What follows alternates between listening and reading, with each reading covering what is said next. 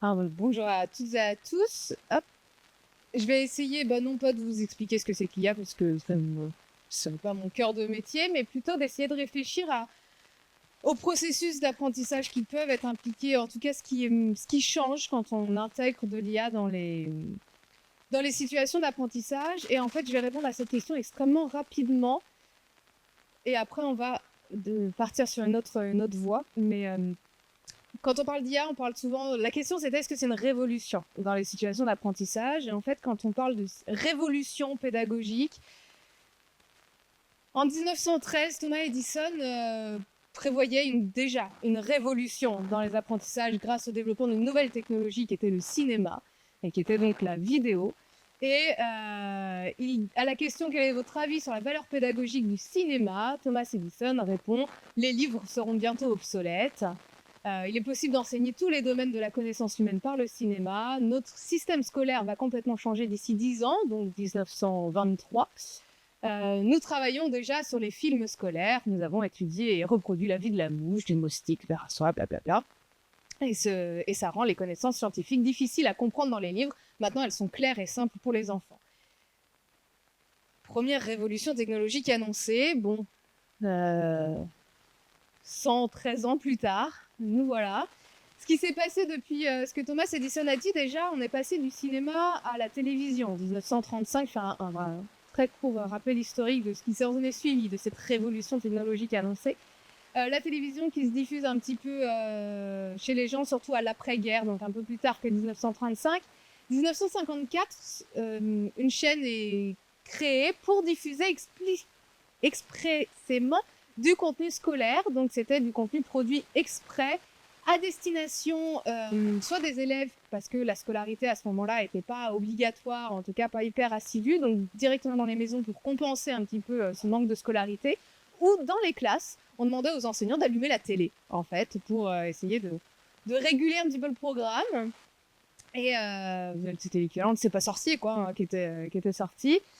En 1966, on se dit, allez, on va aller plus loin dans l'audiovisuel et il y a un premier collège expérimental qui est créé en région parisienne où là, les enseignants avaient carrément un studio dans le collège où ils s'enregistraient. Et en fait, l'idée, c'était de mettre en place de la pédagogie inversée. Donc, ils s'enregistraient en train de faire leur cours, puis le diffusaient aux élèves.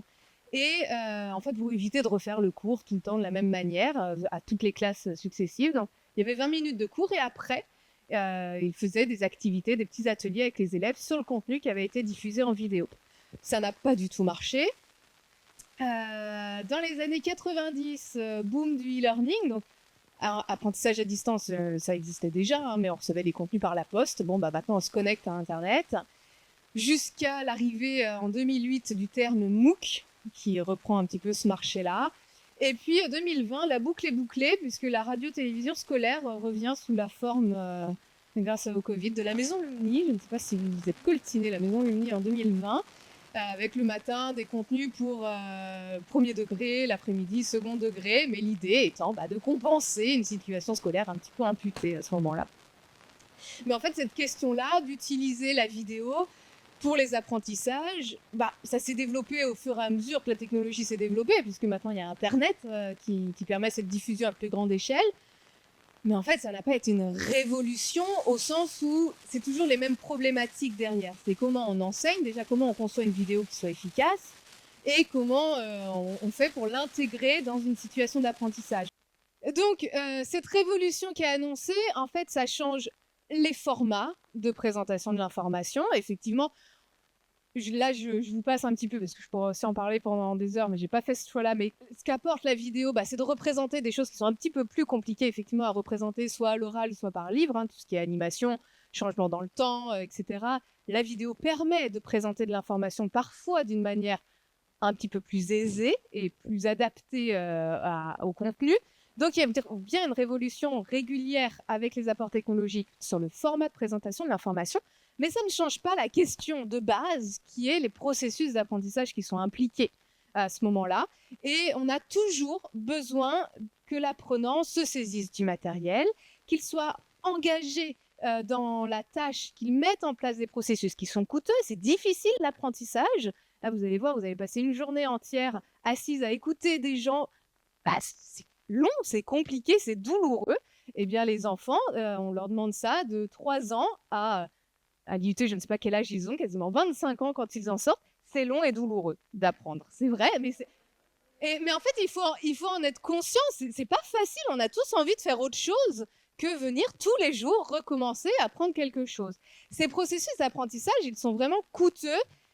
Si on devait synthétiser vraiment avec un modèle assez général des processus principaux à mettre en œuvre et ce qu'il faut faire attention que l'apprenant se saisisse bien, c'est quand on présente une information, cette information va devoir d'abord transiter dans notre mémoire de travail, donc c'est ce qui nous permet de manipuler l'information sur un temps assez court et de la retenir le temps qu'on la manipule, l'objectif étant de l'envoyer en mémoire à long terme pour pouvoir s'en souvenir plus de 20 secondes.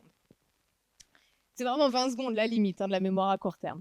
Donc le premier processus, c'est de pouvoir sélectionner l'information qui est pertinente de celle qui l'est moins, et ça, c'est pas facile quand on est novice dans la tâche, savoir détecter ce qui est important, de ce qui est du détail, de ce qui est un exemple. Donc déjà, c'est un processus assez coûteux de repérer cette information. Ensuite, il va falloir organiser les informations qu'on a sélectionnées entre elles. Est-ce que ça, c'est la conséquence de telle autre information?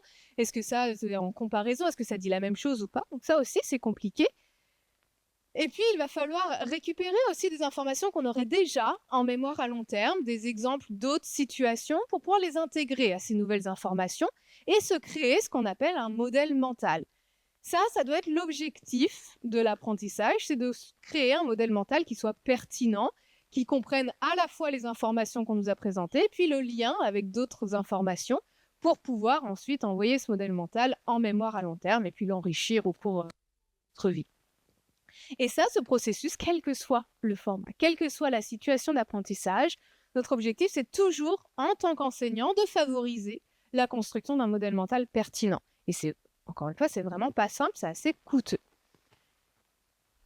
Sur la base de quoi on peut, quelle situation on peut essayer, quels éléments, quelles caractéristiques de la situation, on peut essayer de favoriser lors des situations d'apprentissage. Il y a des petits ouvrages de vulgarisation vraiment bien foutus qui essayent maintenant de synthétiser en 4 piliers de l'apprentissage. Stanislas Dehaene aime bien parler des 4 piliers de l'apprentissage, mais en fait, c'est pas lui qui les a inventés, c'est une synthèse de la littérature et de ce qu'on peut dire.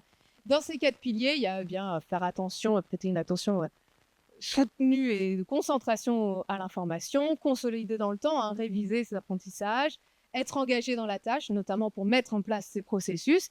Et puis, l'importance, j'aimerais me focaliser sur ça, parce qu'on va refaire le lien avec l'IA après, je ne vous ai pas oublié, là je suis partie sur un truc. On va refaire du lien, favoriser la mise en place de retours sur erreur tout au cours de l'apprentissage. Et ça, encore une fois, quelle que soit la situation, quel que soit le support, quelle que soit la techno qu'on utilise, même si on n'utilise pas de techno, on a besoin de tout ça. Et on a besoin de fournir des retours sur erreur réguliers, récurrents, rapides, et le plus précis possible aux apprenants. Pourquoi c'est si important, ces retours sur erreur? La première chose, c'est qu'on apprend sur les retours sur erreur, c'est dans les situations où on fait des tests régulièrement. Tiens, les tests pour l'apprentissage, c'est important parce que ça permet de mettre en place des retours sur erreur. Donc, petit focus sur l'effet des tests dans les apprentissages, des tests de l'apprenant, pas son examen final, mais de se tester au cours de l'apprentissage. Ce que la littérature nous dit sur l'effet des tests avant l'apprentissage, leur présenter par exemple le type de question qui va être présenté à l'examen. On commence, je ne sais pas à l'IUT comment ça, moi j'enseigne plutôt sur le campus aux étudiants en sciences de l'éducation, mais assez vite vient la question de « il ressemblera à quoi l'examen ?» Bonjour, on a 24 heures ensemble, mais d'accord, on va parler de l'examen. Donc, il y a des études qui ont proposé de présenter le type de questions qui sera posée à l'examen. Typiquement, l'étude dont je parle là, c'est l'étude de Reynolds et de ses collaborateurs, je crois que c'est celle-là. Il leur propose une question type. En fait, cette question, elle tombera aussi à l'examen, mais ça, les étudiants ne le savent pas, mais elle tombera à l'examen. Et puis, il y aura d'autres questions dont on ne les a pas prévenus qui vont tomber à l'examen. Eh bien, le fait de leur présenter une question type à l'examen, ça a un effet positif sur leur performance finale à l'examen, sur la question dont ils ont été avertis. On a envie de se dire, heureusement, on leur a dit ce que c'était la question. Ils sont meilleurs que si on ne leur avait pas dit. Mais aussi sur le reste. En fait, ils sont globalement meilleurs même sur des questions sur des informations qui n'étaient pas présentes dans la question qu'on leur a annoncée. En fait, en termes de processus, on remarque que leur proposer un petit test, on sait qu'ils n'auront pas la réponse puisqu'ils sont novices au moment où on leur dit. Ils ne peuvent pas répondre à cette question-là. Donc, ils n'ont pas de retour sur erreur puisque ils n'ont que des erreurs. Enfin, on ne leur demande pas de vraiment essayer d'y répondre. Mais déjà, de leur présenter un petit test, ça leur permet d'augmenter leur attention sur le document, déjà de chercher la réponse à la question qu'on leur a annoncée et en fait, de s'engager dans des processus de traitement un petit peu plus profonds. En cherchant à répondre à une question, en fait, on traite un peu mieux les autres informations en se disant est-ce que ça va m'aider à répondre à la question ou pas, est-ce que ça peut faire partie de la réponse ou pas. Donc ça augmente globalement l'attention sur le document et ça permet de mettre en œuvre des processus vraiment efficaces dans l'apprentissage qui sont les processus métacognitifs. On reviendra encore dans le détail sur ça après, mais c'est vraiment essayer de jauger le niveau qui sera attendu de moi à la fin par rapport au niveau que j'ai maintenant. Et tout au long de mon apprentissage, de me dire, est-ce que là, maintenant, j'ai le niveau qu'ils attendent de moi? Et ça, c'est du métacognitif, c'est la connaissance que j'ai de mon apprentissage, du degré d'apprentissage que j'ai à ce moment-là. Donc, en fait, juste de leur présenter ça, ça permet de mettre en place des processus qui seront déjà plus pertinents. Mais ça ne répond pas à notre question des retours sur erreur. Deuxième type d'étude qui a été mise, c'est est-ce qu'on fout les tests plutôt à la fin, en termes d'entraînement, donc ils apprennent, puis on leur fait plein de petits tests, où là, ils sont censés avoir les bonnes réponses, parce qu'ils ont appris, et après un examen final. Une étude a montré qu'ils devaient rappeler des images, on leur racontait une histoire, et puis il y avait plein d'images qui leur étaient présentées, et puis ils devaient essayer de reconnaître après les images qui leur avaient été présentées ou pas. C'est une situation assez artificielle d'apprentissage, mais ça marche globalement bien, c'est le même processus qui est impliqué.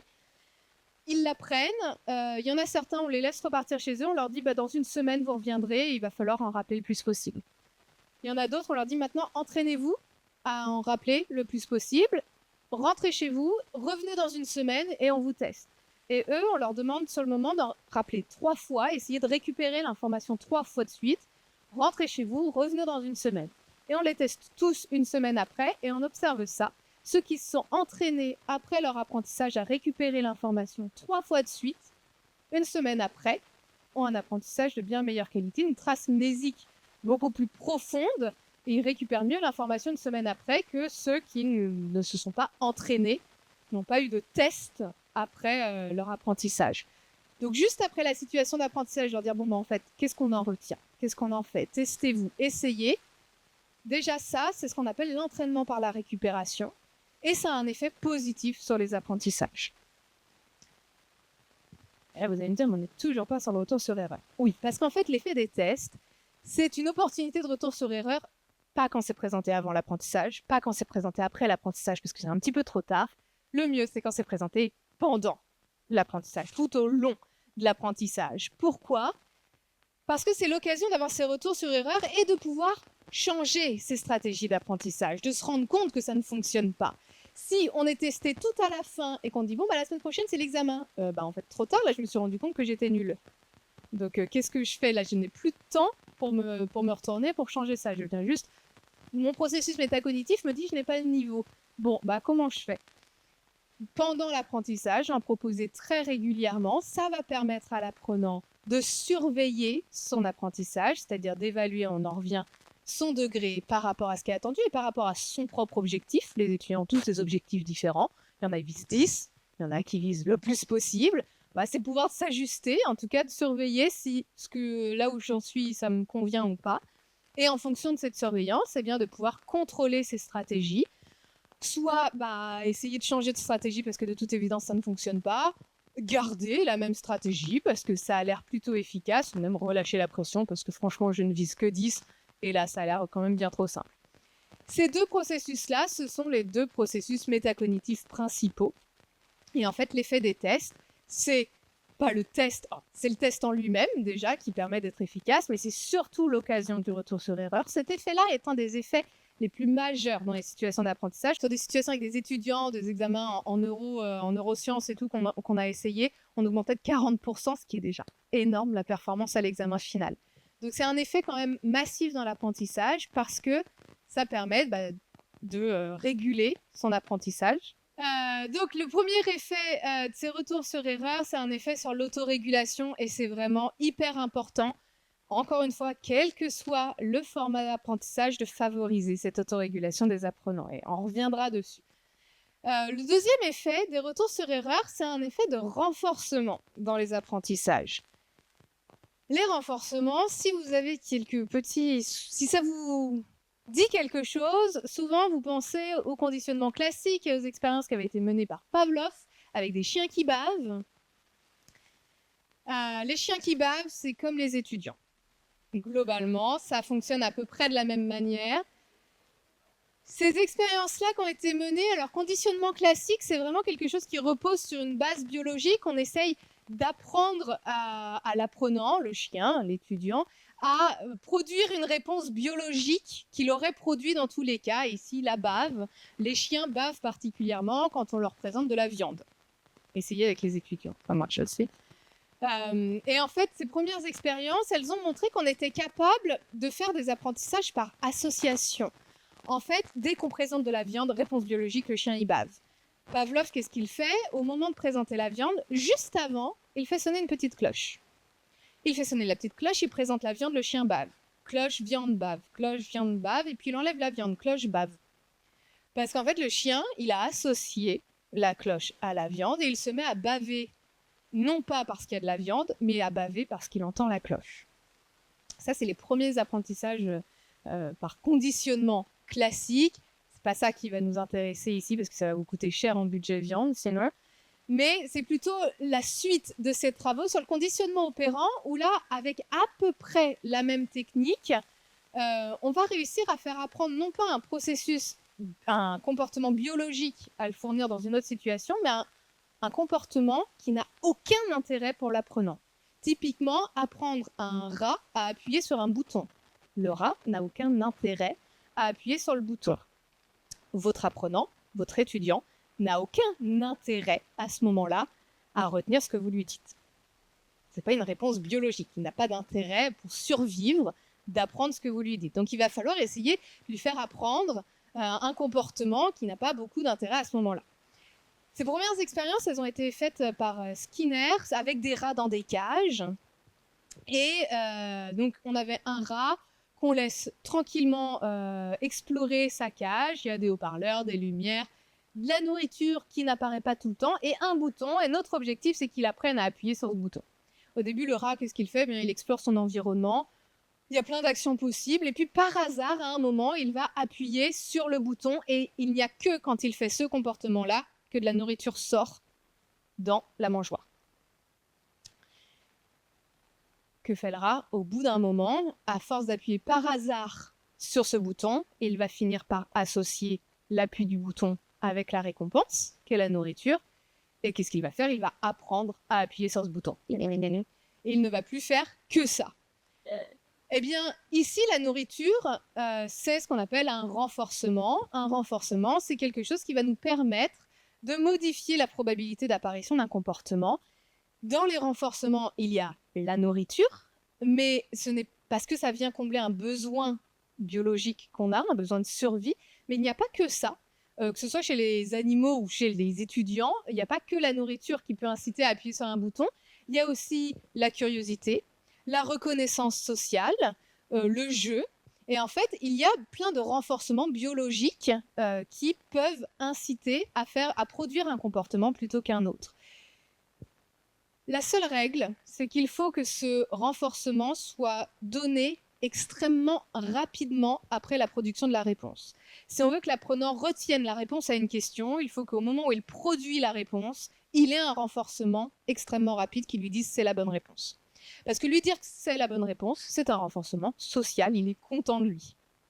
En fait, ça suffit, ça fonctionne. Et on a fait des expés, alors pas moi, mais des expés avec des singes où en fait, juste de vous... Une fois qu'ils faisaient une tâche, ils voient un petit train qui circule, ça suffit à renforcer le comportement, parce qu'ils aiment bien voir le petit train. Les étudiants, ils aiment bien qu'on leur dise « c'est bien ». Le problème, c'est que fournir des renforcements à tous les étudiants au moment où ils fournissent une réponse dans un intervalle très court, et qui soit donc personnalisé, c'est bien, c'est pas bien, Bah, c'est pas possible quand on a une salle avec 30, 40 étudiants en même temps. D'accord? C'est là qu'arrive l'IA. Vous le voyez venir ou pas? Ouais. Ce renforcement, ça va avoir un lien direct avec les processus motivationnels. C'est ce qui va garder l'apprenant dans la tâche, puisque la motivation, c'est le besoin plus un renforcement, ce qui veut dire que quand notre besoin biologique est suffisant, on n'a pas besoin de renforcement. D'accord? C'est un peu les chiens qui bavent, il y a un besoin biologique. Mais s'il n'y a pas de besoin biologique, on a besoin d'un renforcement. Et encore une fois, il faut accepter que nos apprenants n'ont pas de besoin biologique à être là à ce moment-là. Quand on regarde un petit peu, il y a des apprentissages dans la vie qu'on dit adaptatifs, qui ont une raison d'exister, pour lesquels on n'a pas forcément besoin de motivation, c'est-à-dire apprendre notre langue maternelle. On n'a pas besoin d'une motivation extérieure, notre propre motivation suffit. Enfin, en tout cas, le fait de l'utiliser de la vie quotidienne suffit. Il y a aussi des apprentissages plus ou moins adaptatifs, plutôt sociaux, qui fonctionnent grâce à de la motivation intrinsèque. L'intérêt qu'on en a, par exemple, apprendre à jouer aux jeux vidéo, c'est un apprentissage, c'est hyper difficile d'apprendre à jouer aux jeux vidéo. La motivation intrinsèque suffit en général. Et puis, on a les apprentissages scolaires qui, eux, ont besoin de motivation extrinsèque. On adorerait que nos étudiants aient une motivation intrinsèque à être là. Bon, ils ont une motivation extrinsèque. Et donc, il faut accepter que cette motivation intrinsèque, elle ne dépend pas d'un besoin. Et donc, il va falloir jouer sur les renforcements. D'accord? C'est là où je veux en venir. Il faut à un moment accepter cette idée. Ah oui, mais ils ne devraient pas faire ça pour nous. Bah, si, ils font un peu ça pour vous quand même. Ils font ça pour que vous leur disiez que c'est bien ce qu'il faut. Après, ils le retiendront à plus long terme, pas que pour vous, mais ils le font pour des raisons sociales notamment. En tout cas, ça peut les aider à être motivés. Si on en revient aux chiens, parce que vraiment le parallèle est bluffant, imaginons des chocs électriques. C'est des experts qu'on fait plus aujourd'hui. C'est pas une expé qui date de 2004, c'est une expé qui est relatée dans un article de 2004. On ne fait plus de chocs électriques ni sur les étudiants ni sur les chiens maintenant. Imaginons un faible choc électrique, une petite châtaigne. Vraiment un truc qui fait pas trop mal, qui est désagréable, mais qui fait pas très très mal. On soumet les chiens à un petit choc électrique, et puis il y a deux groupes de chiens. Il y a le premier groupe, en fait, ils se rendent assez vite compte qu'ils peuvent y échapper, c'est-à-dire qu'il y a une zone dans la pièce où s'ils y vont, ils ont des chocs électriques, puis s'ils bougent de zone dans la pièce, il y a un coin où il n'y a plus de choc électrique. Ce qu'on observe là très vite, c'est que les chiens sont pas cons et ils vont dans la zone de la pièce où ils échappent au choc électrique. D'accord, la motivation là est intrinsèque, ils y vont assez rapidement. Et puis on compare ça à un groupe de chiens qui n'ont aucun lieu dans la pièce refuge, c'est-à-dire qu'ils ne peuvent pas y échapper. Encore une fois, c'est pas très douloureux, mais c'est désagréable et ils finissent par apprendre en fait qu'ils ne peuvent pas échapper à ce choc électrique. Eh bien, ces deux groupes de chiens, quand dans un deuxième temps, on les met dans une pièce où ils peuvent échapper à un choc électrique, et que ce choc électrique est fort, et là il fait mal, eh bien ce qu'on se rend compte, c'est que donc les deux groupes cette fois peuvent y échapper, c'est que les chiens du groupe 1, hop hop hop, on leur fait pas deux fois le coup, ils y échappent. Les chiens du groupe 2 s'assoient et attendent.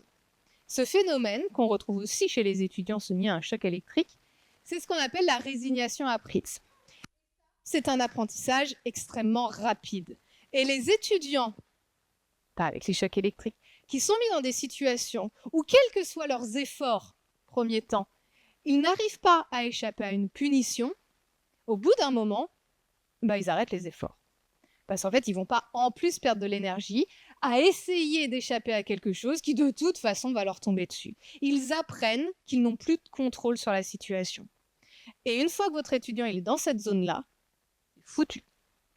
C'est pas foutu, mais c'est plus compliqué de le sortir de cette zone-là que de l'y faire rentrer. Cette résignation apprise, elle va très très vite, elle ne va pas qu'avec des chocs électriques évidemment. Une étude sur des enfants où on leur demande de faire une succession d'activités, c'est des petits exercices de maths. L'objectif étant d'en faire le plus possible en un temps limité. En fait, ils s'entraînent plusieurs fois au cours de la semaine. Et au départ, ils en font un certain nombre en 1 heure. C'est 20 minutes, je crois, c'est plus court. Ils en font un certain nombre en 20 minutes. Et puis, l'objectif étant d'en faire le plus après en 20 minutes. 4 groupes. Le premier, quelle que soit la performance qu'ils font, on leur dit que quand même, ils auraient pu faire mieux. C'est pas terrible, c'est pas suffisant. Donc une réprimande, pas une punition, pas une tape physique, mais socialement pas terrible. On leur dit que c'est pas bien. Deuxième groupe, quelle que soit leur performance, on leur dit quelque chose de positif. Alors on leur ment pas, on leur dit pas c'est génial, on leur dit juste t'as fait des efforts, continue, tu peux y arriver, on le met dans une situation positive. Il y a un groupe qu'on ignore, c'est-à-dire on leur fait pas de retour sur erreur, et puis ça c'est le groupe contrôle, c'est-à-dire qu'ils s'entraînent pas et on regarde s'ils s'améliorent d'eux-mêmes. C'est vraiment juste un contrôle expérimental. Sans surprise, le groupe contrôle ne s'améliore pas, si on ne s'entraîne pas, on ne s'améliore pas. Le groupe qui s'entraîne mais qui n'a pas de retour sur erreur ne s'améliore pas. Le groupe à qui on fait des compliments, au bout d'une semaine, s'améliore et on a une augmentation significative de la performance. Quelle que soit leur perf au cours de l'apprentissage, à la fin, ils sont meilleurs qu'au début. Et le groupe réprimande ne s'améliore pas.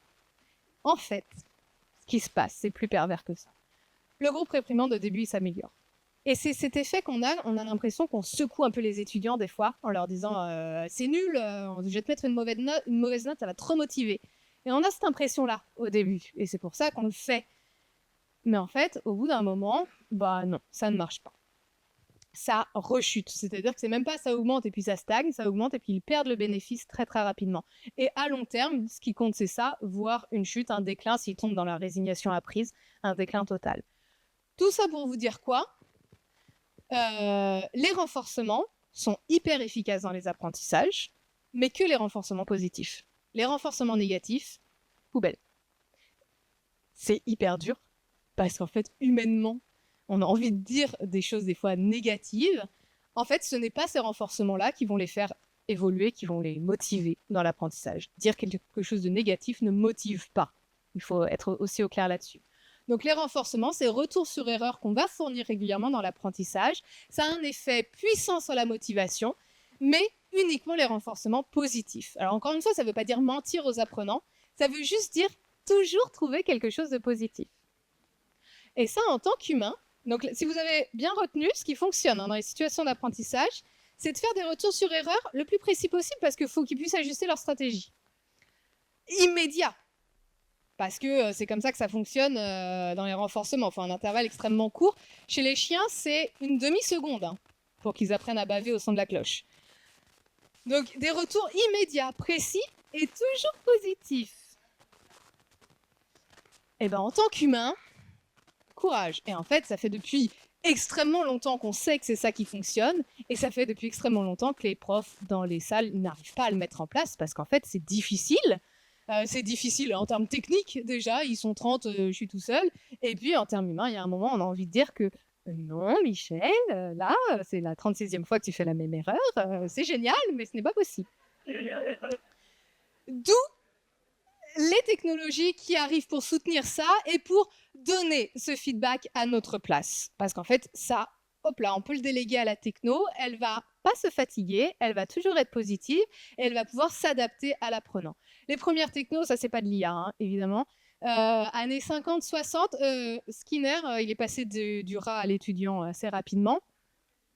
Les premières boîtes, c'était une liste d'exercices et puis l'apprenant devait répondre A, B, C ou D et il ne passait à l'exercice suivant que quand il avait trouvé la bonne réponse. Un étudiant pas trop teuteux, au bout de 4 essais, il trouve la bonne réponse. Donc, ils se sont dit, tiens, on va peut-être un petit peu complexifier. Donc là, c'est une machine où il faut écrire une réponse en faisant tourner des molettes. Il faut trouver un mot. Donc là, on ne le trouve pas trop par hasard, le mot. Mais l'idée étant que les exercices sont de difficulté croissante, mais l'élève ne passe à l'exercice suivant que quand il a réussi le précédent. C'est-à-dire qu'il a fini sur un feedback positif de réussite. On lui dit, ça y est, c'est bon, tu as le niveau. Et en fait, ça suffit à l'étudiant pour être un renforcement positif, de dire, j'ai réussi. Vous savez, dans les applications, le petit chat qui danse, tout ça. Oui, super, ça marche. On est content quand on voit le petit chat qui danse. Ces machines, elles ont été dénommées les machines à apprendre par leurs concepteurs dans les années 50, avec un bénéfice annoncé à ce moment-là. Dès les années 50, on retrouve les articles de Skinner qui sont sortis dans Science, qui présentent ces machines à apprendre. L'idée étant d'être bénéfique aux élèves, notamment pour la mise en place de ces retours sur erreur, d'avoir un apprentissage progressif avec des feedbacks immédiats et un apprentissage donc personnalisé qui va l'aider à ajuster ses stratégies en temps réel. Et puis un autre objectif annoncé pour l'enseignant, c'est-à-dire si on a délégué cette tâche-là, on va pouvoir alléger ce coût de feedback immédiat à tout le monde et puis en profiter pour faire autre chose, pour aider ceux qui en ont particulièrement besoin, en tout cas ajuster un petit peu nos tâches et pas corriger tous les exercices de manière personnalisée. Aujourd'hui, alors il y a quelques outils qui existent, ça vous parlera peut-être pas trop parce que c'est pas à destination des étudiants à l'UT, mais pour vous donner des exemples, ça existe maintenant ces outils avec la techno IA, parce que l'IA n'a encore une fois pas révolutionné cette idée. Depuis les années 50, on a ces machines qui existent, ça c'est pas bien déployé, hein, mais c'était très certainement beaucoup trop cher. Mais aujourd'hui, on a juste une avancée techno qui nous permet de mettre en place des processus qu'on sait pertinents. Et en fait, encore une fois, c'est juste un prétexte l'IA pour faire quelque chose qui fonctionnerait aussi sans IA, mais qui peut fonctionner un petit peu mieux peut-être avec IA.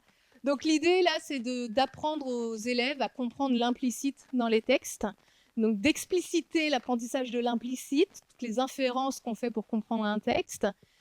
Typiquement, regarde, il est trop mignon, est-ce qu'on peut l'adopter? Ben non, t'es allergique. Qu'est-ce qu'elle a pu voir? Est-ce que c'est un chat, un oiseau, une taupe? Ou je ne sais pas, il n'y a pas d'élément de moyen de savoir. Et puis quand l'élève se trompe un peu trop, eh bien, hop, on adapte et puis on met en, je ne sais pas si vous voyez, on met en science là où il y a l'élément de décision, l'élément qui va aider à trouver la réponse. Je suis déçu, déçu avec un E, ça va me permettre de dire que je suis sa sœur et non pas son frère. Donc on a ces outils qui fonctionnent, la suite des machines à apprendre. J'ai aucune idée de l'heure qu'il est. Il est 10h10 et je dois finir à quelle heure? 10h30. Non, 10h30 avec les questions, 10h15. Ouh! Bon, ça va pas vous parler plus. Non, mais ça c'est un autre exemple où à la fin, en fait, quand on a ces algos personnalisés, on arrive à avoir au final des activités plus différentes que si c'était l'enseignant qui les donnait.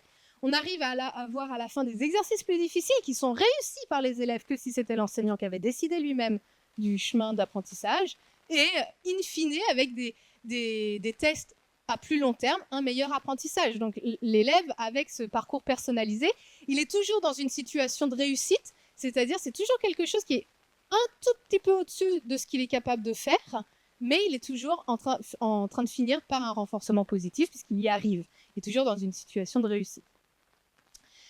Donc personnaliser l'apprentissage avec des feedbacks, une difficulté progressive, une prise en compte des variables individuelles, et c'est ce que nous promettent aujourd'hui les outils IA quand ils sont bien utilisés dans les situations d'apprentissage pour un objectif annoncé d'optimiser la performance des élèves. D'accord ? Pour favoriser la mise en place de processus et de stratégies pertinents. Puis alléger la charge de travail, c'est ce que je vous ai dit, c'est d'aider à l'individualisation, d'aider à l'évaluation rapide pour fournir des feedbacks immédiats. Pour l'enseignant aussi, là j'en ai pas du tout parlé, mais l'aider à créer des contenus parce que l'enseignant qui doit créer, je donne souvent l'exemple d'une dictée par jour, tous les jours, il y a un moment la dictée on peut plus la voir. Bon ChatGPT vous fait une dictée quand même avec les mots que vous lui demandez et de se concentrer un petit peu plus sur les interactions sociales et sur l'étayage individualisé humain avec les apprenants. Donc ça met un petit peu tout ça pour vous dire que ça met en valeur, ça ne le change pas, mais ça amène à réfléchir au rôle de l'enseignant dans les apprentissages. Si votre rôle, vous considérez que c'est d'optimiser la performance des élèves en essayant de le mettre vraiment dans des situations type fournir un feedback efficace et l'optimiser à tout prix, l'IA peut le faire. Pas tout, mais elle peut vous aider à faire ça. Donc si c'est votre seul rôle, le problème, on voit dans les études qu'on mène, c'est que les enseignants qui se focalisent beaucoup trop sur cet objectif de performance, on l'observe beaucoup dans le second degré, parce qu'il y a le bac, il y a le brevet, tout ça, donc il y a des objectifs de performance. Ce sont des enseignants qui se déclarent beaucoup plus menacés par l'usage de l'IA dans leur métier, parce qu'en fait, c'est l'objectif annoncé de l'IA. En revanche, si on se dit, en fait, mon rôle, c'est de les amener à la meilleure performance possible, mais ça, au final, je peux être aidée par les outils IA et ils vont pouvoir me les mettre dans des situations probablement de faire mieux que moi à certains moments. Pas tout le temps, mais à certains moments, ça va leur fournir des feedbacks positifs. Nanana.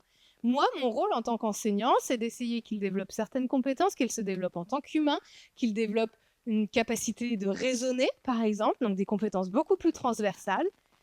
Mon rôle, ça reste un petit peu d'optimiser leur performance, mais c'est aussi d'optimiser le développement de l'individu, le développement de compétences transversales. Et bien, les enseignants qui déclarent avoir beaucoup plus cet objectif-là sont au final ceux qui utilisent le plus les outils IA, parce que ça vient complémenter adapter leur pratique et non pas remplacer ce qu'ils essayaient de faire. Donc, ils se sentent moins menacés par les outils IA. C'est d'accepter de déléguer certaines tâches. Comment on envisage du coup cette collaboration entre enseignants et IA? Eh bien, c'est d'être au clair, à un moment de se poser la question, quel est mon rôle, quel est le rôle de l'outil au moment où je l'utilise. Si c'est utiliser de l'IA pour utiliser de l'IA parce qu'on m'a dit d'utiliser de l'IA et puis il y a des journées de formation à utiliser de l'IA, bon, bah, très probablement que ça va pas être hyper utile. En revanche, utiliser de l'IA parce que là, je sais que telle situation va être bénéfique à l'apprenant parce qu'elle va mettre en place tel processus qui est pertinent à l'apprentissage, et c'est moi, en tant qu'enseignant, qui ai décidé de le mettre dans cette situation pour faire ça, parce que je sais que ça fonctionne, je pourrais le faire sans IA.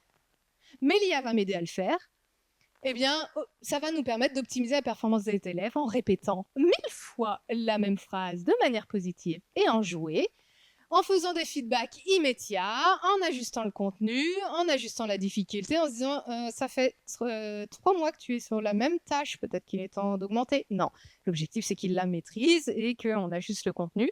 Et en tant qu'enseignant, eh bien, c'est de se dire j'ai une plus-value que n'a pas l'outil IA, c'est aujourd'hui les interactions sociales, ma connaissance de l'humain, ma connaissance des processus d'apprentissage, de ce qui fonctionne, ma connaissance du contenu, de la didactique de ce que je suis en train d'enseigner, et peut-être d'envisager aussi cette évolution. Ça, il y a très peu de littérature qui existe en fait sur quel est le rôle de l'enseignant.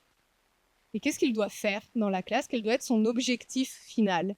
Eh bien, c'est un peu de se poser cette question et de se dire quels outils, parce que l'IA, ce n'est qu'un outil que je peux utiliser à un moment ou à un autre. Alors, c'était 15, mais il y a eu la coupure avec le... En fait, aujourd'hui, ça, c'est des propositions que je vais vous faire. Déjà, on peut en discuter et puis vous prenez ce que vous voulez. Mais il y a 3 étapes, quand on regarde un petit peu le cadre théorique de l'enseignement explicite, il y a 3 étapes importantes dans les apprentissages, et notamment la dernière qui est un petit peu mise sous le tapis parce qu'on n'a pas le temps, en fait, dans les contraintes qu'on a administratives. La première étape, c'est le modelage. En fait, c'est hyper important qu'on montre de manière explicite à l'apprenant ce qu'il faut faire, qu'on lui dise en tant qu'expert, qu'on dise aux novices ce qu'il faut faire. C'est comme ça que ça fonctionne. Regarde, moi je le fais, moi je suis en train de résoudre ce problème-là, c'est comme ça qu'on doit le résoudre, et après tu le feras. Donc la première étape, c'est le modelage, et là, l'apport de l'enseignant, il est hyper important, parce que l'enseignant, il est expert dans ce qu'il fait, et l'enseignant, il connaît ses élèves. Après, il y a toute une étape de pratique guidée, c'est-à-dire on laisse l'élève faire, et puis on est là pour rediriger, tu dis ah non, ok, j'ai peut-être mal expliqué, tu as peut-être mal compris, mais c'est comme ça qu'on doit refaire. Donc là, l'enseignant, il est aussi utile pour rediriger les élèves qui commencent à travailler en autonomie. Donc qu'on peut certains laisser en autonomie s'entraîner, mais c'est surtout ce qui compte et qu'on passe, c'est cette étape-là qu'on passe sous le tapis, c'est l'entraînement. Parce qu'en fait, l'apprentissage, c'est long. Et le 4e pilier, vous vous rappelez, il y a de la consolidation. Il faut le faire plein de fois, mais plein de fois. Et de donner des exercices à faire à la maison, s'ils ne sont pas corrigés, pas de retour sur erreur. Si au final, on n'a pas le temps de faire tous ces exercices-là, l'élève ne sera pas dans une démarche d'entraînement et de consolidation de ses apprentissages. Et c'est hyper dur de passer à cette étape d'automatisation de l'apprentissage, que ça devienne facile de répondre à la question. Eh bien, cette étape-là, on peut envisager de la déléguer en fait à des outils numériques, IA ou pas, et de se dire, voilà, là, tu vas t'entraîner, tu auras des retours sur erreur qui sont censés être positifs parce que je me suis assurée que ces premières étapes-là, tu les avais fait en classe et puis c'est censé être bon. Donc là, je te mets en pratique autonome et tu t'entraînes 1000 fois. S'il faut s'entraîner 1000 fois, tu seras content, il y aura le chat qui danse à chaque fois, mais au moins, tu auras automatisé ton apprentissage. Ça marche particulièrement bien pour les apprentissages procéduraux où on doit apprendre une suite d'étapes à mettre en œuvre. Et c'est la première étape dans la procéduralisation, c'est d'enseigner la stratégie de manière déclarative, de dire comment faire. C'est pas facile de dire comment faire une procédure et essayer d'expliquer à quelqu'un comment on fait ses lacets. Ah non, on connaît la procédure, mais en fait, on est obligé de repasser par une forme déclarative. Et là, l'expertise de l'enseignant, elle est hyper importante parce que l'enseignant, il est expert, il peut passer sur sa forme déclarative pour essayer d'enseigner la forme procédurale. Donc là, on a aussi, encore une fois, sur la première étape de l'enseignement, une importance de l'interaction sociale. Et puis, pour qu'une procédure elle puisse être faite sans faute et de manière rapide, il faut cette étape, encore une fois, d'automatisation. C'est juste une autre manière de voir les choses que la slide d'avant. Mais il faut faire une succession d'exercices pour que ça devienne plus rapide, moins coûteux cognitivement. Et ça, le problème, c'est que souvent, on n'a pas le temps. On se dit, bon, c'est bon, ils ont acquis, entraînez-vous maintenant. Vous vous rappelez, votre apprenant, il n'a pas de motivation intrinsèque. Donc, si on lui dit, bah, tu t'entraîneras, hein, tu feras ça un petit peu. Donc, lui donner une succession d'exercices avec des feedbacks qu'ils doivent compléter. Par exemple, ça fait partie du cours, mais il peut le faire à la maison. Et puis, c'est surtout que je peux les laisser en autonomie. C'est moi, et ça leur permet d'automatiser tout ça. Eh bien, c'est ma dernière slide, je suis pas trop mal quand même. Donc, ça fait aussi penser la conclusion à laquelle je voulais amener aussi en termes de réflexion, parce que là, c'est plutôt de la réflexion. Je suis pas... Bon, vous voyez, j'ai pas de référence à vous donner. Ça amène à... En fait, c'est quoi notre objectif en tant qu'enseignant? Est-ce que c'est d'amener les élèves à avoir les réponses à toutes les questions? Je ne pense pas. En revanche, c'est d'essayer de leur fournir des outils, des compétences pour essayer qu'ils sachent en tout cas chercher et on espère trouver les réponses à toutes les questions. Problème, savoir trouver les réponses à toutes les questions, j'utilise ChatGPT. Il a la réponse à toutes les questions. C'est aussi de se rendre compte que quand on utilise cet outil-là, votre élève, vous savez, il a des compétences métacognitives. Enfin, il n'en a pas beaucoup au départ parce qu'on n'enseigne pas beaucoup les compétences métacognitives à l'école. Et donc, les élèves ont des fois beaucoup de mal à juger leur niveau d'apprentissage et à ajuster leur stratégie. ChatGPT, il n'en a aucune compétence métacognitive. C'est-à-dire qu'il ne sait pas ce qu'il sait et ce qu'il ne sait pas. ChatGPT vous donnera toujours la réponse. Et puis, il est toujours sûr que c'est la bonne réponse. Vous lui dites, c'est pas la bonne réponse. Oui, tu as raison, c'est pas la bonne réponse. ChatGPT, zéro compétence métacognitive. C'est l'un des problèmes quand on connaît le fonctionnement humain et qu'on connaît le fonctionnement du ChatGPT. On se dit, là, il y a un vrai problème. On ne peut pas l'entraîner. En tout cas, pour l'instant, on ne peut pas lui dire, entraîne-toi à avoir des fonctions métacognitives. Ça ne marche pas.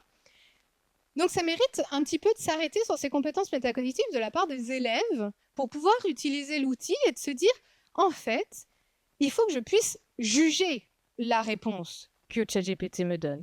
Et comment je peux juger la pertinence de ce qu'il me donne à sa place, puisqu'il ne sait pas le faire? Il faut que je sois expert, en fait, déjà. Et c'est de leur montrer aussi, alors pour soi-même et puis pour eux, qu'un bon usage de ChatGPT, c'est de lui donner une tâche qu'on sait déjà faire, qu'il va pouvoir la réaliser peut-être plus rapidement, dans certains cas, peut-être avec des idées que je n'aurais pas eues sur le moment, mais il faut que je puisse juger ce qui sort, puisque c'est peut-être faux, c'est peut-être pas adapté à ce contexte-là, mais c'est un outil hyper efficace dans l'apprentissage. Je suis la première défenseuse à dire l'IA, c'est quand même un potentiel incroyable pour les situations d'apprentissage, mais ça ne change pas les processus d'apprentissage à la base, et je dois pouvoir me construire d'abord une expertise pour pouvoir utiliser cet outil-là. Et donc, ma conclusion, mais en tant évidemment qu'expert des processus d'apprentissage, c'est consolidons les processus d'apprentissage, explicitons-les aussi, comment fonctionne l'apprentissage. Et à mon sens, du bon usage de ChatGPT, c'est de ne pas oublier qu'en fait, je dois être expert pour pouvoir l'utiliser. Et un étudiant qui utilise ChatGPT et qui ne connaît rien, en tant qu'expert, il y a des fois on n'est pas dupe, et il y a des fois ça fonctionne pas mal quand même. C'est quand même assez efficace, mais sur des tâches où on est particulièrement expert, là on n'est pas dupe et l'étudiant s'en rend pas compte parce que lui il n'a pas encore cette expertise-là. Donc ça ne dispense pas de se construire une expertise pour pouvoir utiliser ChatGPT. Voilà, c'était un petit peu mon point. J'espère que j'ai pas parlé trop vite à la fin. Et si vous avez des questions.